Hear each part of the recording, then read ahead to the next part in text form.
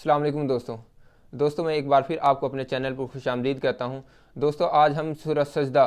جس میں اللہ تعالیٰ نے اپنی قدرتوں کا ذکر کیا ہے ان کا درس قرآن سنیں گے ڈاکٹر اسرار احمد کی زبانی۔ یہ بہت ہی اللہ نے اس میں اپنی قدرتوں کا ذکر کیا ہے، جس میں اللہ نے کہ کتنی دنوں میں یہ کائنات کو اللہ نے بنایا اور اللہ تعالیٰ کی صفات کا بھی اس میں ذکر آیا ہے۔ تو بہترین صورت ڈاکٹر اسرار احمد جو کہ اس کی تشریح بھی کریں گے اور ترجمہ بھی ساتھ ساتھ بتائیں گے، تو سنتے ہیں ہم۔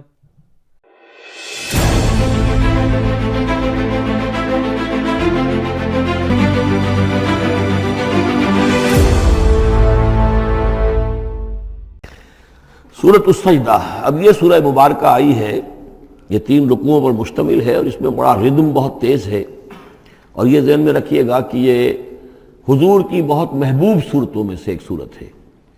اس لیے کہ آپ کا یہ رواج، آپ کا یہ معمول تھا کہ آپ جمعے کے روز صبح فجر کی پہلی رکعت میں اس سورہ سجدہ کی تلاوت فرمایا کرتے تھے۔ تو جن صورتوں کے ساتھ حضور کو خاص طور پر کوئی تعلق خاطر تھا اضافی طور پر، تو اس کا ہمیں اسی سے اندازہ ہوتا ہے کہ نمازوں میں آپ جو زیادہ پڑھتے تھے، تو فجر کی نماز جمعے کے دن اس میں بالعموم آپ کا یہ معمول تھا کہ یہ سورہ سجدہ جو ہے پوری 3 رکوع پوری جو ہے وہ پہلی رکعت میں پڑھتے تھے، اور دوسری رکعت کے اندر سورۃ الدہر، یا پھر یہ کہ کبھی کبھی ایسا ہوتا تھا کہ پہلی سورت میں سورہ جمعہ اور دوسری میں سورہ منافقون، وہ 2 رکوعوں کی صورتیں ہیں، لیکن یہ جو ہے یہ صورت خاصی طویل ہے۔ الف لام میم تنزیل الکتاب لا ریب فیہ من رب العالمین، اس کتاب کا اتارا جانا ہے کہ جس میں کوئی شک نہیں، کوئی فریب نہیں، رب العالمین کی طرف سے ہے۔ ام یقولون افتراہ، کیا یہ کہتے ہیں کہ یہ محمد نے خود گھڑ لی ہے صلی اللہ علیہ وسلم، خود لکھ لی ہے؟ بل هو الحق من ربک، نہیں، یہ الحق ہے تیرے رب کی طرف سے۔ لتنذر قوما ما اتاہم من نذیر، تاکہ خبردار کر دیں آپ اے نبی اس قوم کو کہ جس کے پاس کوئی نبی پہلے نہیں آیا، کوئی خبردار کرنے والا نہیں آیا۔ حضرت اسماعیل سے لے کر اور حضرت محمد تک بڑے طویل عرصے تک کوئی نبی اس نسل میں نہیں آیا، اس قوم میں نہیں آیا۔ لعلہم یہتدون، آپ خبردار کریں انہیں شاید تاکہ وہ ہدایت پائیں، شاید کہ وہ ہدایت پائیں، تاکہ وہ ہدایت پائیں۔ اللہ الذی خلق السماوات والارض وما بینہما فی 6 ایام، اللہ وہ ہے کہ جس نے پیدا کیا آسمانوں کو اور زمین کو اور جو کچھ ان دونوں کے مابین ہے 6 دنوں میں۔ ثم استوى علی العرش، پھر وہ متمکن ہو گیا تخت حکومت پر، تخت پر۔ ما لکم من دونہ من ولی، نہیں ہے تمہارے لیے اس کے مقابلے میں من ولی ولا شفیع، یہاں دون کا لفظ جو ہے مقابلے میں، اس کے خلاف، یعنی جب کہ وہ پکڑے تمہیں سزا دینا چاہے تو اس کے اس فیصلے کے کوئی آڑے نہیں آ سکتا، نہ کوئی ولی اور نہ کوئی شفیع۔ افلا تتذکرون، تو کیا تم تذکر نہیں کرتے، سمجھتے نہیں ہو، عقل سے کام نہیں لیتے؟ یدبر الامر من السماء الى الارض، وہ تدبیر کرتا ہے امر کی آسمان سے زمین کی طرف۔ ظاہر بات ہے کہ اللہ تعالیٰ کے جو فیصلے ہوتے ہیں، اور اس میں ایک تو ہے 1000 سال کا ایک نقشہ ہے جو اللہ بناتا ہے، پلاننگ ہے، جو اللہ کا ایک دن ہے، لیکن یہ کہ ہمارے حساب سے جو 1 سال ہے، اس کے لیے بھی جو لیلۃ القدر آتی ہے، وہ در حقیقت وہ اس سال کا بجٹ سیشن ہے کہ اس 1000 سال میں سے اس سال کے اندر کیا کیا ہونا ہے۔ تو اس طریقے سے اللہ تعالیٰ کا جو عالمی حکومت کا نظام ہے، اس میں اس طریقے کی پلاننگ ہے۔ یدبر الامر من السماء الى الارض، وہ تدبیر کرتا ہے اپنے امر کی آسمان سے زمین کی طرف، فرشتے اترتے ہیں احکام کو لے کر کہ اب یہ کام یہاں پر ہونے ہیں، یہ امپلیمنٹیشن ہونی ہے۔ ثم یعرج الیہ، پھر وہ چڑھتا ہے اس کی جانب، جب یہ کام ہو گئے تو رپورٹیں جو ہیں وہ اللہ تعالیٰ کی جناب میں پھر پیش ہونے کے لیے جا رہی ہیں۔ فی یومن، اور یہ سارا معاملہ ہے ایک دن میں، مقدارہ 1000 سنۃ مما تعدون، جس کی مقدار ہے تمہارے حساب سے جو تم گنتی کرتے ہو تو 1000 برس۔ اب یہ سورہ حج میں بھی یہ آیت آ چکی ہے، ان یوما عند ربک کالف سنۃ مما تعدون، تیرے رب کا ایک دن جو ہے وہ تمہارے حساب کے 1000 سال کے برابر ہے۔ اور یہاں پر بھی یہ آ گیا کہ یہ تدبیر امر کے سلسلے میں اس کائنات میں جو بھی اللہ تعالیٰ کا فیصلہ ہوتا ہے تو وہ ہر 1000 سال کے لیے اس کا ایک نقشہ بن جاتا ہے۔ ذالک عالم الغیب والشہادۃ، وہ ہے، وہ ہستی ہے جاننے والی ہر چھپی چیز کی اور ہر سامنے کی چیز کی، العزیز جو زبردست ہے، الرحیم رحم فرمانے والی ہے۔ الذی احسن کل شیء، جس نے کہ جو شے بنائی، کل شیء خلقہ، جو شے بھی اس نے بنائی بہت خوبصورت بنائی، بہت عمدہ بنائی، اس کی خلقت میں کوئی نقص تم نہیں دکھا سکتے، کہیں کوئی کوتاہی نہیں دکھا سکتے۔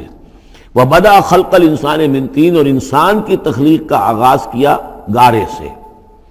یہ تخلیق کا آغاز تو گارے سے ہوا، یا تو یہ کہ وہ آدم کی تخلیق جو ہے وہ جو جن مراحل سے ہو کر گزری ہے کو ہم کئی دفعہ دیکھ چکے ہیں، یا جیسے کہ میں نے سورہ مومنون کے شروع میں عرض کیا کہ خود ہر انسان کی جو تخلیق ہو رہی ہے اس کا بھی اصل تو جو ہے کہ باپ کے جسم میں جو نطفہ بن رہا ہے، تو وہ بھی تو ظاہر بات ہے کہ زمینی جو غذا ہیں اور وہ مٹی ہی کی کشید جو ہے وہی چیزیں ہیں کہ جس کے ذریعے سے وہ اس کا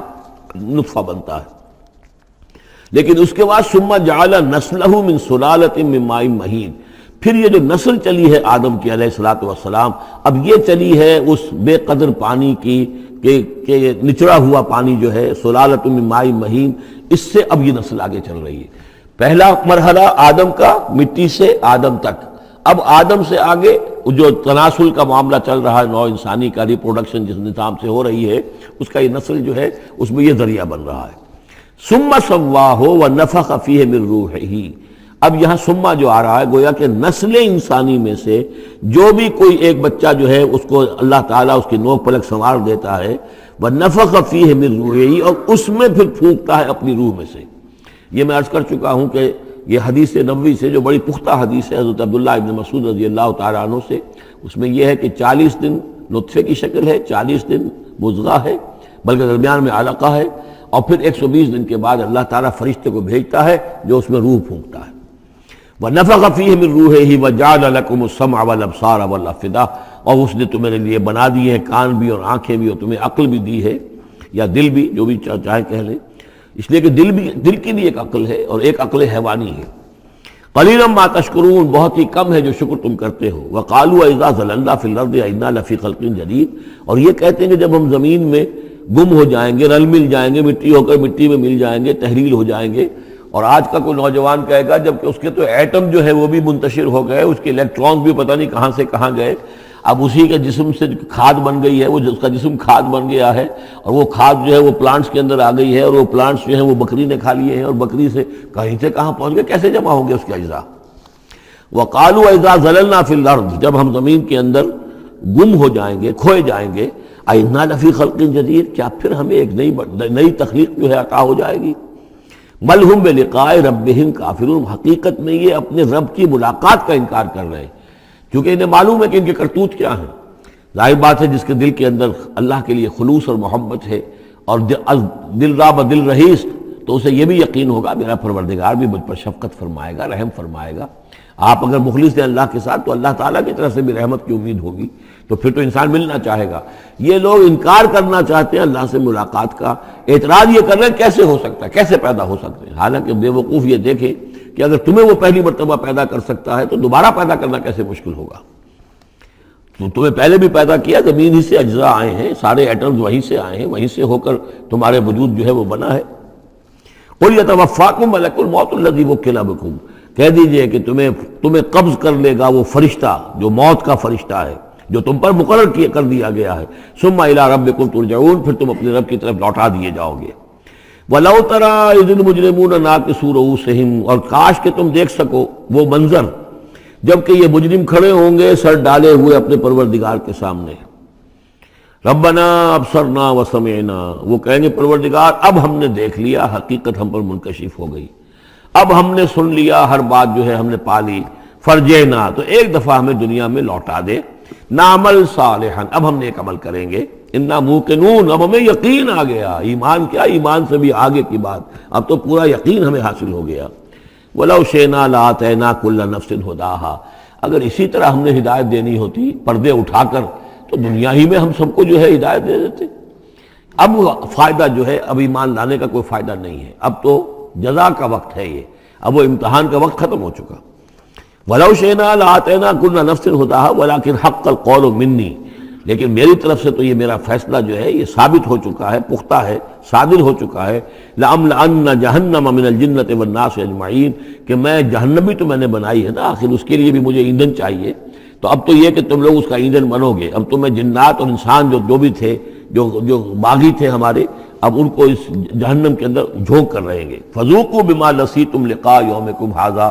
ب چکھو ذرا مزہ اس چیز کا جو تم نے آج کے دن کی ملاقات کا انکار کیا یا اسے نظر انداز کیے رکھا۔ انا نسیناکم، ہم نے بھی اب تمہیں نظر انداز کر دیا، اب ہم سے بات نہ کرو، لا تکلمون، اب ہم مجھ سے بات نہ کرو، وذوقوا عذاب الخلد بما کنتم تعملون، اور جو کچھ تم کرتے رہے اس کی پاداش میں اب ہمیشگی والا عذاب چکھو۔ انما یؤمن بآیاتنا الذین اذا ذکروا بہا، میری ایمان رکھنے والے تو ہماری آیات پر وہ لوگ ہیں کہ جب انہیں ہماری آیات کے ذریعے سے تذکیر کی جاتی ہے، نصیحت کی جاتی ہے، انہیں سنائی جاتی ہے، خروا سجدا، وہ سجدے میں گر پڑتے ہیں، وہ سبحوا بحمد ربہم، اور وہ اپنے پروردگار کی حمد کے ساتھ تسبیح کرتے ہیں، وہم لا یستکبرون، اور وہ گھمنڈ نہیں کرتے، تکبر نہیں کرتے۔ یہ آیت سجدہ ہے۔ تتجافی جنوبہم عن المضاجع، رات کے اوقات میں ان کے پہلو بستروں سے دور رہتے ہیں، علیحدہ رہتے ہیں، رات کو یبیتون لربہم سجدا وقیاما۔ ایک تو وہ شخص ہے کہ جو ساری رات پڑا سوتا رہتا ہے، اور ایک وہ ہے کہ جو وقفے وقفے سے اٹھتا ہے، اللہ کو یاد کرتا ہے، کبھی کھڑا ہے، کبھی سجدہ کر رہا ہے۔ تو ان کے پہلو جو ہیں وہ ان کے بستروں سے علیحدہ رہتے ہیں۔ یدعون ربہم خوفا وطمعا، اپنے رب کو پکارتے رہتے ہیں، دعا کرتے رہتے ہیں اپنے رب سے، خوف کے ساتھ بھی اور طمع کے ساتھ بھی۔ انہیں امید بھی ہوتی ہے، لالچ بھی ہوتا ہے کہ اللہ تعالیٰ رحم فرمائے، مغفرت فرمائے، لیکن ڈر بھی رہتا ہے کہ کہیں ہماری پکڑ نہ ہو جائے۔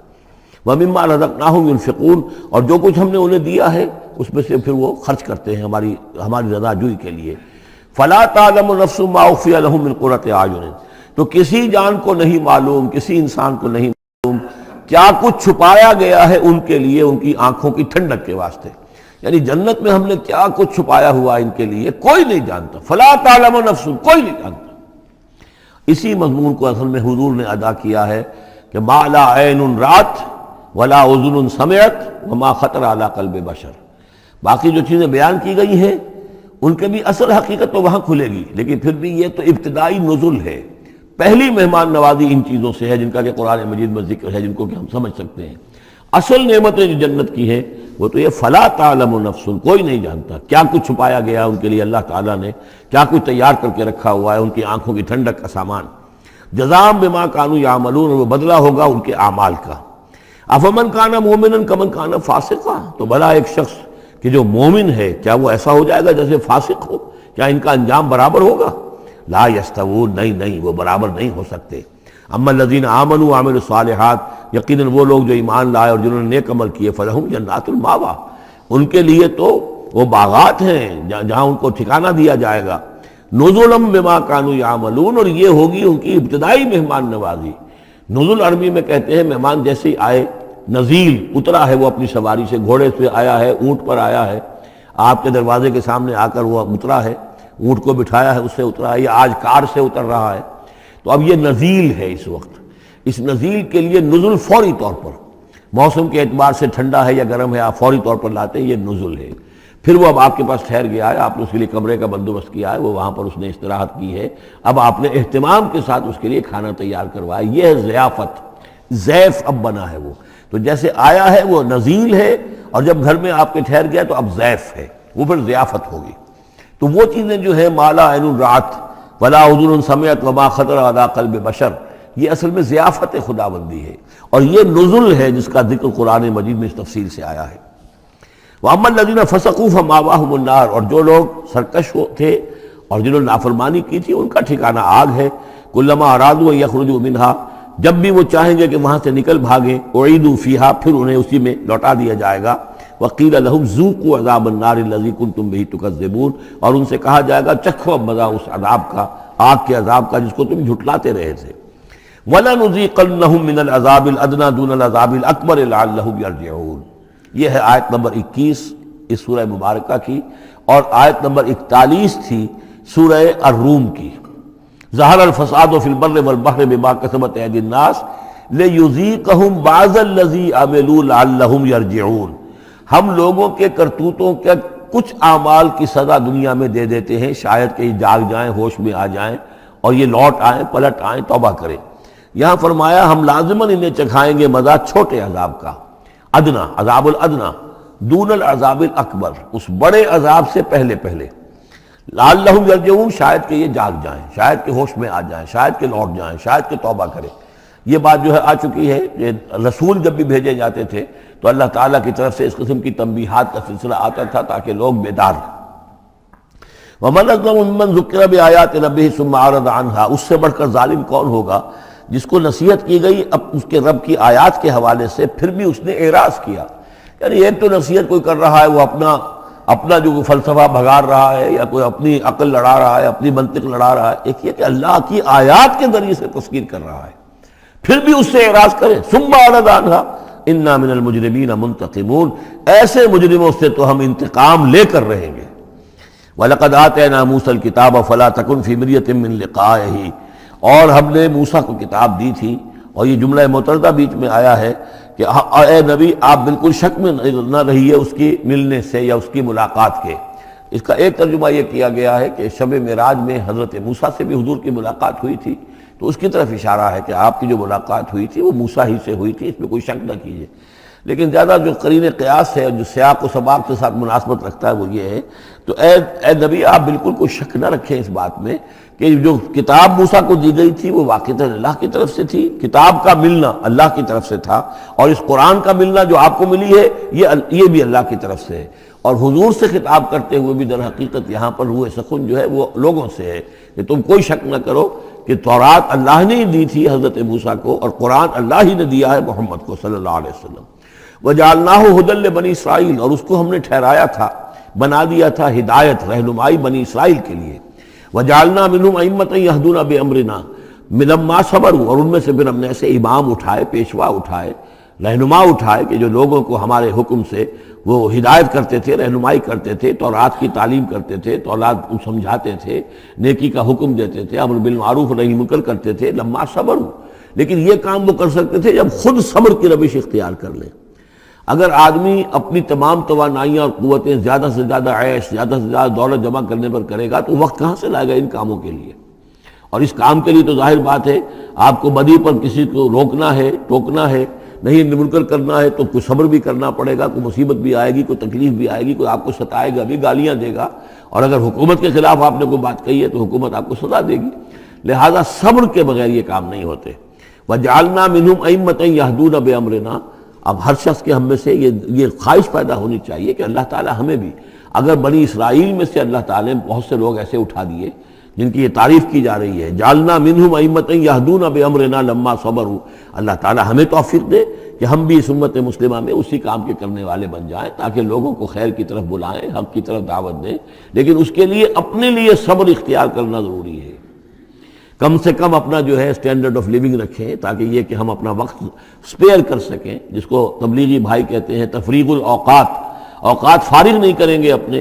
سارا وقت تو لگا ہوا ہے آپ پیسہ کمانے میں، اس لیے کہ اس کے ایک خاص قسم کا معیار زندگی بنا لیا ہے، اور اس کو مینٹین کرنے کے لیے اب جتنا کچھ آپ کو چاہیے اب دن رات ایک کریں گے تو آپ اپنے اس معیار زندگی کو مینٹین کر سکتے ہیں۔ گویا کہ اب ہم اس معیار زندگی کو پوج رہے ہیں، ہمارے پاس اب وقت ہی نہیں ہے، صلاحیت کہاں لگائیں، کس وقت میں لگائیں، کیا کام کریں۔ لیکن صبر کی روش ہوگی اور پھر قرآن مجید کے ساتھ وہ تعلق ہوگا تو پھر انشاءاللہ تعالیٰ اللہ تعالیٰ نے انسان میں بڑی صلاحیتیں رکھی ہیں، بڑی قوتیں رکھی ہیں، مسجود ملائک بنایا ہے، اللہ کے کریشن کا کلائمیکس ہے یہ، تو اللہ تعالیٰ کی یوں سمجھیے کہ تخلیق کا نقطہ عروج ہے، تو اس کے اندر صلاحیتیں ہیں۔ آدمی ارادہ کر لے، ہمت کرے، فیصلہ کر لے تو پھر یہ کہ اللہ تعالیٰ جو ہے اس کے لیے راستے کھول دیتا ہے۔ وَجَعَلْنَا مِنْهُمْ أَئِمَّةً يَهْدُونَ بِأَمْرِنَا لَمَّا صَبَرُوا وَكَانُوا بِآيَاتِنَا يُوقِنُونَ، ایک تو یہ کہ صبر کریں اور ہماری آیات کے اوپر پورا یقین ہو۔ إِنَّ رَبَّكَ هُوَ يَفْصِلُ بَيْنَهُمْ يَوْمَ الْقِيَامَةِ فِيمَا كَانُوا فِيهِ يَخْتَلِفُونَ، یقیناً آپ کا رب فیصلہ کرے گا ان کے مابین قیامت کے دن ان تمام چیزوں میں جن میں یہ اختلاف کر رہے تھے۔ أَوَلَمْ يَهْدِ لَهُمْ كَمَا أَهْلَكْنَا مِنْ قَبْلِهِمْ مِنَ الْقُرُونِ يَمْشُونَ فِي مَسَاكِنِهِمْ، کیا ان کے لیے یہ بات کافی نہیں ہوئی، ان کی رہنمائی کے لیے، ان کو سبق دکھانے کے لیے کہ ان سے پہلے ہم نے کتنی ہی بستیوں کو اور کتنی ہی نسلوں کو جو ہے ہلاک کیا ہے، کہ وہ جو پھرتے تھے اپنی انہی مساکن میں، اپنے شہروں میں، اور ایک مفہوم یہ کہ جن میں اب یہ پھر رہے ہیں، یہ جاتے ہیں اور سمود کی بستیوں کے پاس سے گزرتے ہیں۔ خبر آئی ہے کہ کوئی برطانوی سیاست جو ہے وہ محققین، انہوں نے وہ ڈیڈ سی میں اس کے ساحل کے ساتھ ہی اور پانی کے نیچے وہ آثار موجود ہیں اس شہر کے کہ جس کی طرف حضرت لوط علیہ السلام کو بھیجا گیا تھا۔ تو خبر میں یہ ہے کہ قرآن اور تورات کی جو بات ہے اس کی تصدیق ہو گئی ہے، لیکن وہ بستی جو ہے پہلے بھی میرا گمان یہی تھا کہ وہ جو ہے اصل میں سمندر کے اندر آ چکی ہے، اور شاید اسی لیے ڈیڈ سی اس کا نام ہو۔ کہ پورے پورے شہر جو ہیں بڑے ہوئے وہ اس کے اندر دھنس گئے ہیں، اور گویا کہ سب کے سب اسی کے اندر جو ہے ان کی قبر بن گئی ہے، وہ پانی کی قبر کے اندر وہ دفن ہوئے ہیں۔ بہرحال یہ تمام چیزیں جو ہیں تم پھرتے ہو، آتے ہو، جاتے ہو، انہی لوگوں کے مساکن کے اندر تم پھر رہے ہو۔ ان فی ذلک لآیات فلا یسمعون، اس میں یقیناً نشانیاں ہیں، تو کیا تم عقل سے کام نہیں لیتے، سنتے نہیں ہو؟ اولم یروا انا نسوق الماء الی الارض الجرز، کیا انہوں نے دیکھا نہیں کہ ہم پانی کو ہانک کر لے جاتے ہیں ایک ایسی زمین کی طرف جو چٹیل پڑی ہے، بے آب و گیا ہے، فنخرج به زرعا تاکل منه انعامهم وانفسهم، پھر ہم اس کے ذریعے سے اس پانی میں کھیتی اگا دیتے ہیں کہ جس میں سے کھاتے ہیں ان کے مویشی بھی اور خود یہ بھی۔ افلا یبصرون، تو کیا یہ دیکھتے نہیں ہیں؟ وَيَقُولُونَ مَتَىٰ هَٰذَا الْفَتْحُ إِن كُنتُمْ صَادِقِينَ، اور وہ یہ کہتے ہیں کب ہوگا یہ فیصلہ، اگر تم سچے ہو تو بتاؤ اے مسلمانوں، یہ قیامت یا عذاب یہ کب آئے گا؟ قُلْ يَوْمَ الْفَتْحِ لَا يَنفَعُ الَّذِينَ كَفَرُوا إِيمَانُهُمْ، کہہ دیجئے وہ جو فیصلے کا دن ہوگا پھر اس دن کافروں کا ایمان لانا ان کے لیے ہرگز مفید نہیں ہوگا۔ ایمان لانا غیب میں اب، جبکہ وہ حقائق جو ہیں وہ غیب کے پردے میں چھپے ہوئے ہیں، تب وہ مفید، لیکن جب فیصلہ ہو جائے گا اور جب تمام حقائق جو ہیں وہ نگاہوں کے سامنے آ جائیں گے، یوم الفتح لا ينفع الذین کفروا ایمانہم ولا هم ينظرون، اور پھر انہیں کوئی مہلت نہیں ملے گی کہ اب وہ کوئی توبہ کر لیں یا کوئی اپنی اصلاح کر لیں۔ فاعرض عنہم، تو اے نبی آپ ان سے اعراض فرمائیے، ان سے درگزر کیجئے، ان کی باتوں پر زیادہ نہ جائیے۔ منتظر انہم منتظرون، آپ بھی انتظار کیجئے اور یہ بھی انتظار کر رہے ہیں۔